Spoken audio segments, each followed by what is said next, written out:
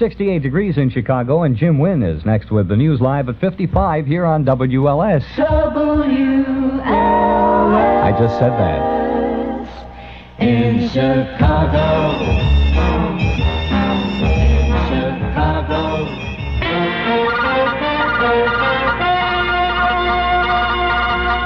Chicago firemen are battling a 311 alarm fire on Cottage Grove Avenue. This is Jim Wynne, WLS Chicago, standing by with the full report on this and all the news from WLS ABC in Chicago. This report is brought to you by WLS News as a public service, one of 58 summaries broadcast daily as part of our continuing citizen service.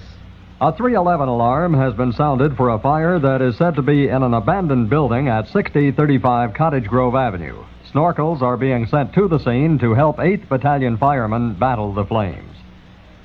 The House has chopped $307 million from the administration's foreign aid bill. Democratic leaders had their hands full trying to stave off deeper cuts. House members worked late into the night on the measure. The cuts brought the aid measure down near the $2.8 billion mark. This is about $200 million above the Senate version and more than $500 million under the Johnson administration's aid request. The Alliance for Progress item was among those slashed. Funds for the Alliance were reduced by $72 million. The House eliminated from the foreign aid bill a section granting the government additional authority to make arms sales to other countries. The amendment does not, however, curb existing authority. The shooting down of another American plane over North Vietnam has brought the week's toll of losses to 13, a near record.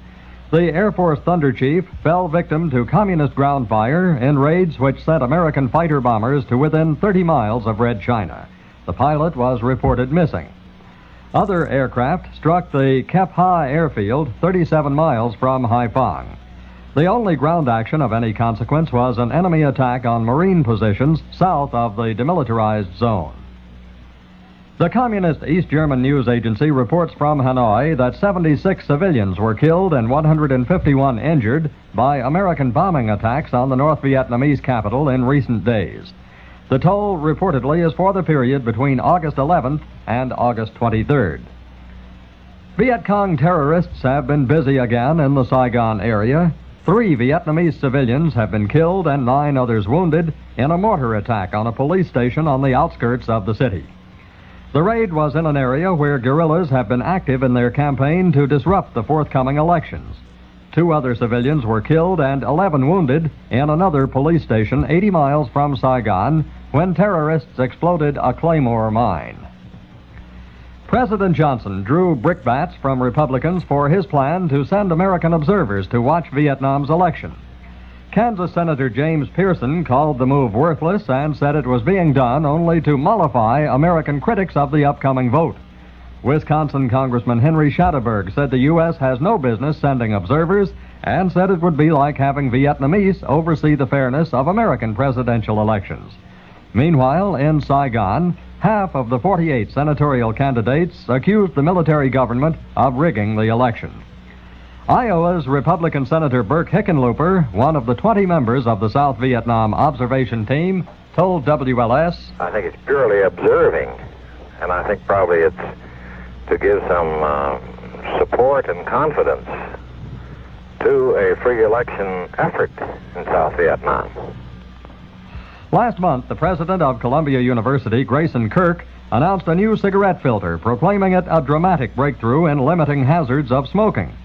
He said the filter, in which Columbia had a half interest, would be immediately made available to cigarette makers.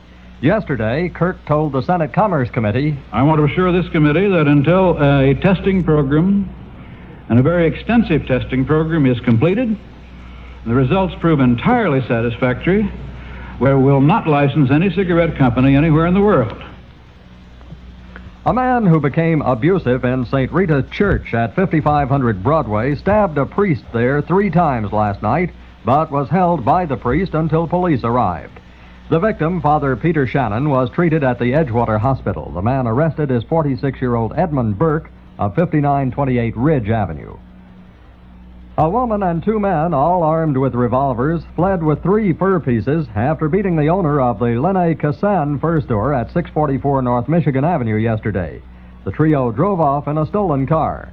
The 75-year-old store owner, Albert Kassan, was treated for head injuries at the Wesley Memorial Hospital. Chicagoland's weather before daylight this morning, fair with a low in the upper 50s. Later today, sunny and warmer, the high in the middle 80s. It's 68 degrees officially in Chicago. Relative humidity is 90%. The winds from the north at 5 miles per hour. This is WLS News. You have just heard another of 58 daily newscasts presented round the clock over WLS to keep you in tune with the times. Any exclusive WLS interviews heard on this report are the sole property of WLS Radio News, which prohibits their rebroadcast over other news media. Next report in 25 minutes, bulletins at once over WLS, your window on the world. That's the latest news from WLS Radio. This is Jim Wynne, WLS News Central. WLS in Chicago. Back to Doc.